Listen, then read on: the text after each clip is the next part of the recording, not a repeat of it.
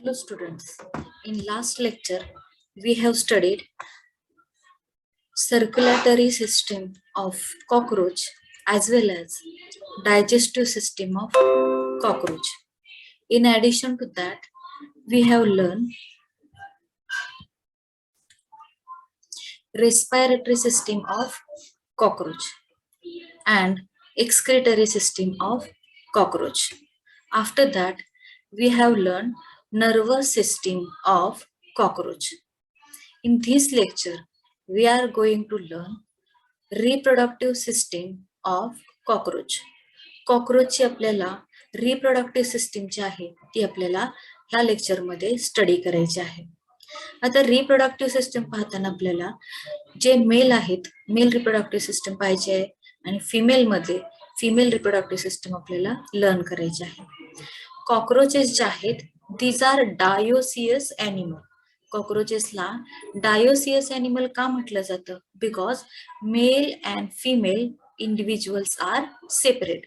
Mail आणि female मध्ये हे जे इंडिव्हिज्युअल्स आहेत मेल आणि फिमेल इंडिव्हिज्युअल हे सेपरेट असतात. त्यानंतर पहिल्यांदा आपल्याला मेल रिप्रोडक्टिव्ह सिस्टीम जी आहे ती पाहायची आहे. Male reproductive system of cockroach. आता कॉकरोचेस मध्ये मेल रिप्रोडक्टिव्ह सिस्टीम जे आहे it consist of following parts. First one is a pair of testis. Pair of testis जे आहे it is present from 4th to 6th segment of abdomen. Cockroaches मध्ये 4थ्या ते 6व्या सेगमेंट मध्ये आपल्याला हे पेअर ऑफ टेस्टिस म्हणजे दोन्ही बाजूला एक एक अशा पद्धतीनं आपल्याला दोन टेस्टिस जे आहेत ते पाहायला मिळतात. आता हे टेस्टिस काय आहेत बघा. These are male primary sex organ. Primary sex organ in case of male cockroaches it is testis. Primary sex organ किंवा त्याला गोनॅड असं सुद्धा म्हटलं जातं. आता हे जे कॉकरोचेस आहेत त्यांच्यामध्ये आढळणारे हे जे टेस्टिस आहेत मेल कॉकरोचेस मध्ये आढळणारे टेस्टिस त्याला प्रायमरी सेक्स ऑर्गन का म्हटलं जातं? Because it produces sperm. जे हॅप्लॉइड सेल आहेत मेल रिप्रोडक्टिव्ह सेल किंवा त्याला आपण मेल गॅमेट असं म्हणतो. तर हे जे मेल गॅमेट आहेत ते ह्या टेस्टिस जे आहेत आता तुम्हाला इथे डायग्राम मध्ये पाहायला मिळेल बघा. टेस्टिस मध्ये मेल गॅमेट जे आहेत ते आपल्याला तिथं पाहायला मिळतात. आता हे जे मेल गॅमेट प्रोड्यूस झालेले आहेत स्पर्म प्रोड्यूस झालेले आहेत ते नंतर a pair of vasa differentia present just below this testis किंवा a pair of vasa differentia arises from testis. Testis मधून हे वासा डिफरन्सिया नावाचे दोन ट्यूबलाइक स्ट्रक्चर आहेत ते अराइज होतात आणि त्यामध्ये टेस्टिस मध्ये तयार झालेले स्पर्म जे आहेत ते पुढे पास केले जातात. आता पुढे सेमिनल व्हेसिकल प्रेझेंट आहे. हा जो एरिया आहे त्याला म्हणायचं आहे सेमिनल व्हेसिकल. ह्या एरियामध्ये नंतर ते स्पर्म जे आहेत ते ट्रान्सफर केले जातात. ट्रान्सफर केल्यानंतर ह्या सेमिनल व्हेसिकल मध्ये ते जे स्पर्म आहेत ते दे आर ग्लूड म्हणजे ते एकमेकाला अटॅच होतात आणि नंतर त्याच्यापासून स्पर्मॅटोफोर्स नावाचे पाउचेस तयार होतात किंवा बंच ऑफ स्पर्म तयार होतात आणि त्याच्यानंतर this bunch of sperms are then transferred to ejaculatory duct. ही जी डक्ट आहे ती कॉमन डक्ट आहे which arises from seminal व्हेसिकल.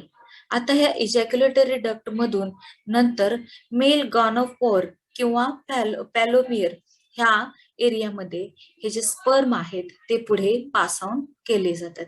Mail गॉनोपोर किंवा पॅलोमियर जे आहे ह्या ठिकाणी हा एक्सटर्नल हा सगळ्यात शेवटचा भाग आहे मेल रिप्रोडक्टिव्ह सिस्टम मधला आणि त्या ठिकाणी हे शेवटी स्पर्म येत असतात. आता हे जे पॅलोमियर आहे किंवा मेल गॉनोपोर आहे मेल गॉनोपोर आहे ह्या ठिकाणी हे स्पर्म आल्यानंतर हे जे गॉनोपोर आहे इट इज सराउंडेड बाय गोनॅपोफाइट्स. गोनॅपोफायसिस किंवा त्याला आपण पॅलोमियर असं सुद्धा म्हटलं जातं. तिथं 3 गोनॅपोफायसिस किंवा पॅलोमियर प्रेझेंट आहेत. दीज आर इरेग्युलर शेप आणि हे जे 3 ऑर्गन आहेत ते राईट पॅलोमियर देन व्हेंट्रल पॅलोमियर आणि लेफ्ट पॅलोमियर अशा पद्धतीनं तिथं 3 पॅलोमियर असतात. दे सराउंड दिस गॅनोपोर. गॅनोपोरला ते सराउंड करत असतात आणि ज्या वेळेस कॉप्युलेशनच्या दरम्यान हे जे गॅनोपोर आहेत, गोनॅपोपाइट्स आहेत किंवा फॅलोमियर आहेत, ते काय करतात तर they deposit sperm or sperm bundles into female genital track. तर अशा पद्धतीने आपल्याला मेल रिप्रोडक्टिव्ह सिस्टम आपल्याला इथे पाहायला मिळते. मेल रिप्रोडक्टिव्ह सिस्टम मध्ये अजून एक ऍडिशनल भाग आहे, तो म्हणजे युट्रिक्युलर glands. These glands are present in 6th and 7th segment of abdominal cavity. Abdominal cavity मध्ये 6व्या आणि 7व्या जे सेगमेंट आहेत त्या सेगमेंट मध्ये हे आपल्याला युट्रिक्युलर ग्लँड्स आहेत त्या पाहायला मिळतात. तर अशा पद्धतीनं ही मेल रिप्रोडक्टिव्ह सिस्टीम आहे. कॉकरोच मध्ये स्पर्म जे आहेत ते मेनली टेस्टिस मध्ये प्रोड्यूस होतात, म्हणून टेस्टिसला प्रायमरी सेक्स ऑर्गन किंवा गोनॅड असं म्हटलेलं आहे. गोनॅड किती आहेत तर कॉकरोचेस मध्ये 2 गोनॅड आहेत. प्रत्येक गोनॅड मधून निघणारी एक वासा डिफरन्सिया अशी pair of vasa differentia present आहे. वासा डिफरन्सिया नंतर जे स्पर्म आहेत they are transfer to seminal vesicle.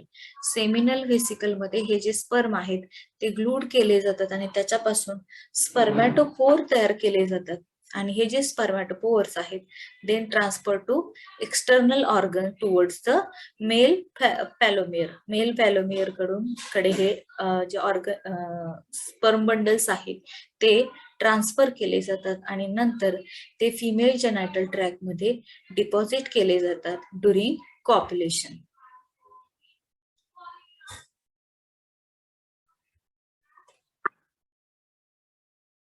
आता आपण female reproductive system in cockroaches हे लर्न करूया. आता female reproductive system in cockroaches it consist of pair of ovaries, then pair of oviduct, then common oviduct, spermatheca, genital chamber and collateral glands. आता जे ovary जे आहे it is present from 2nd to 6th abdominal segment in case of female abdomen. Female cockroach आहे त्या कॉकरोचच्या 2ऱ्या ते 6व्या abdominal segment मध्ये ह्या ओव्हरी ज्या आहेत त्या आपल्याला पाहायला मिळतात. प्रत्येक बाजूला एक अशा पद्धतीनं 2 ओव्हरीज आहेत त्या आपल्याला पाहायला मिळतात. आता ओव्हरीज आहेत दीज आर फिमेल गोनॅड्स किंवा फिमेल प्रायमरी सेक्स ऑर्गन असं म्हटलं जातं. का तर फिमेल प्रायमरी सेक्स ऑर्गन मध्ये किंवा ओव्हरी मध्ये ओव्हा जे आहेत किंवा एग जे आहेत त्यांचं प्रोडक्शन होत असतं, म्हणून त्याला फिमेल गोनॅड असं म्हटलं जातं.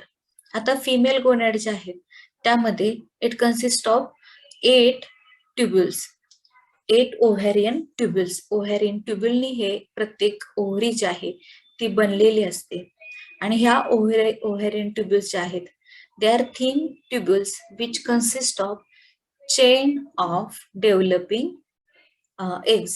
जे डेव्हलपिंग एग्ज आहेत त्यांची चेन आपल्याला त्या ओव्हॅरियन ट्युब्युल मध्ये पाहायला मिळते. Then these ovarian tubules unite to form oviduct.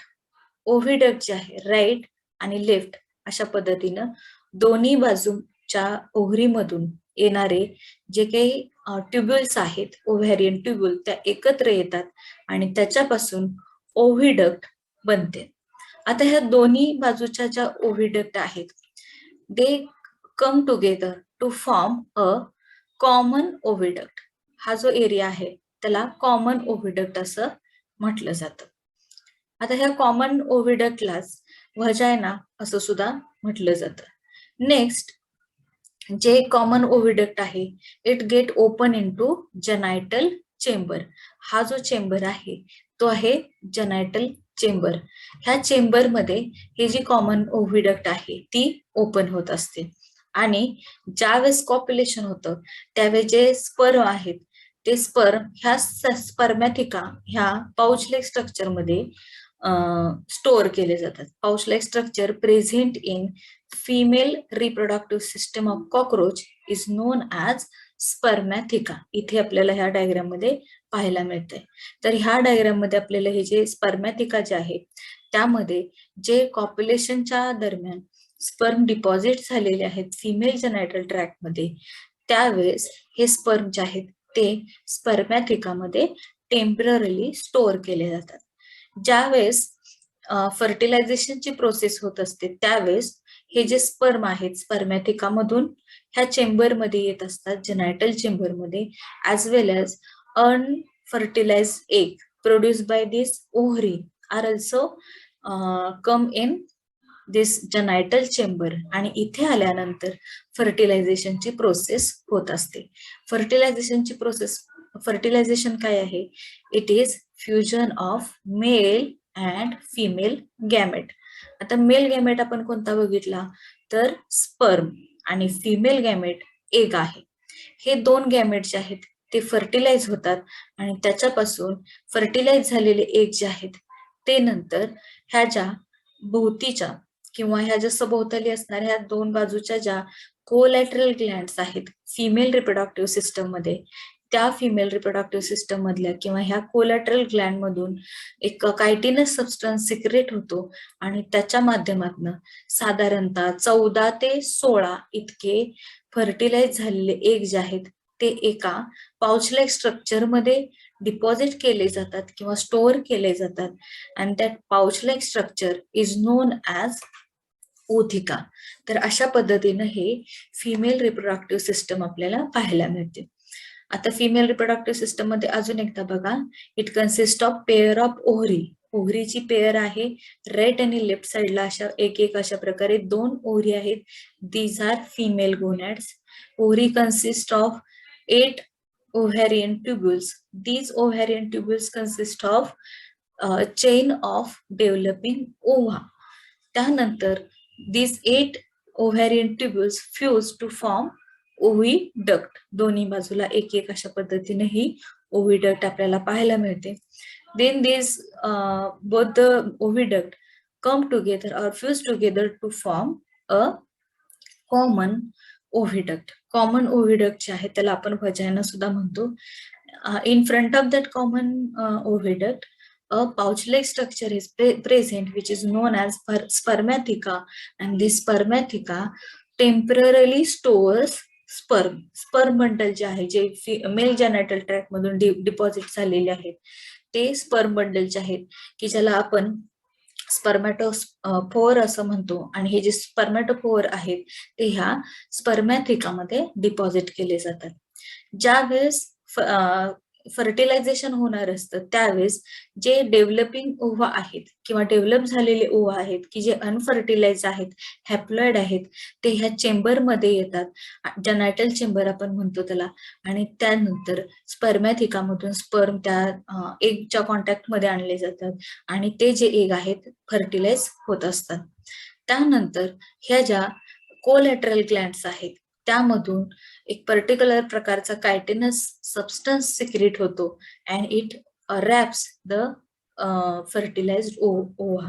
साधारणतः 14 ते 16 इतके ओव्हा किंवा फर्टिलाइज एग जे आहेत ते त्या स्ट्रक्चर मध्ये डिपॉझिट केले जातात किंवा बाइंड होतात आणि त्या स्ट्रक्चरला आपण ओथिका असं म्हणतो.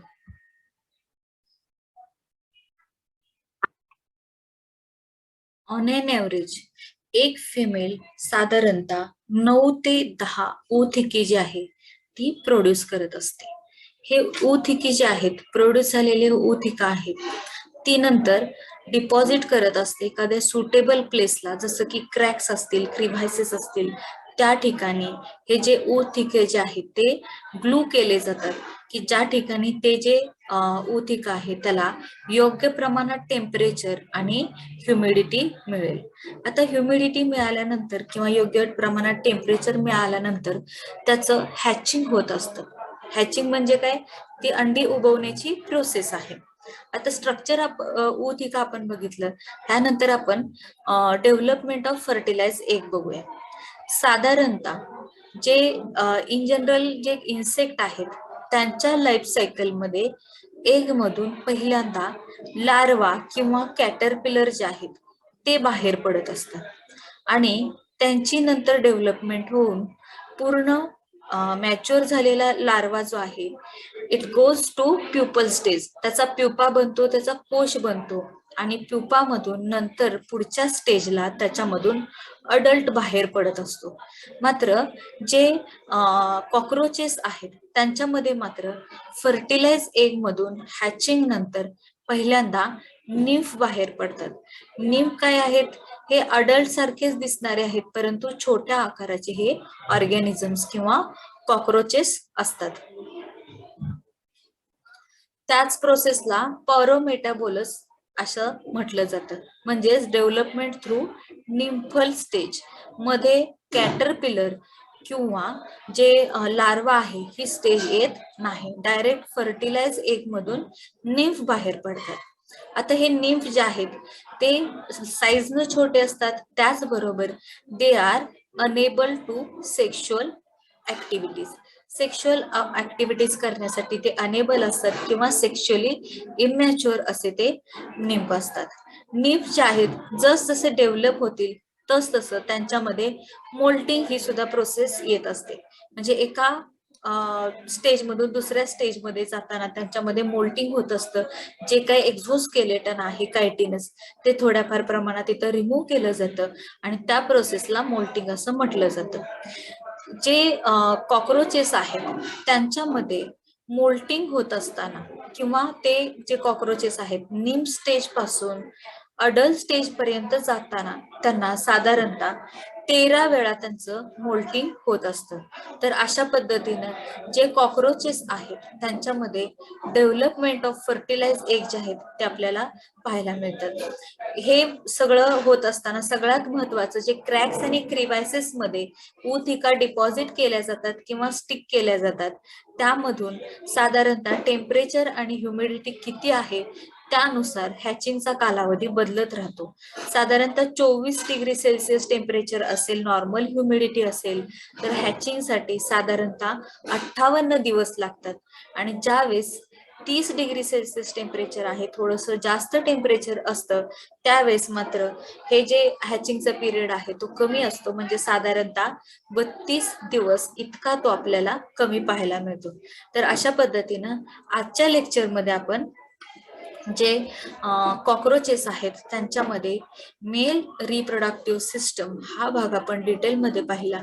मेल रिप्रोडक्टिव्ह सिस्टम मध्ये a pair of testis, a pair of vasa differentia, seminal vesicle, ejaculatory duct, male gonapophyses आणि जे रिप्रोडक्टिव्ह ग्लँड आहे त्याच्यामध्ये युट्रिक्युलर ग्लँड जे आहे, असेसरी ग्लँड, याबद्दल आपण माहिती घेतली.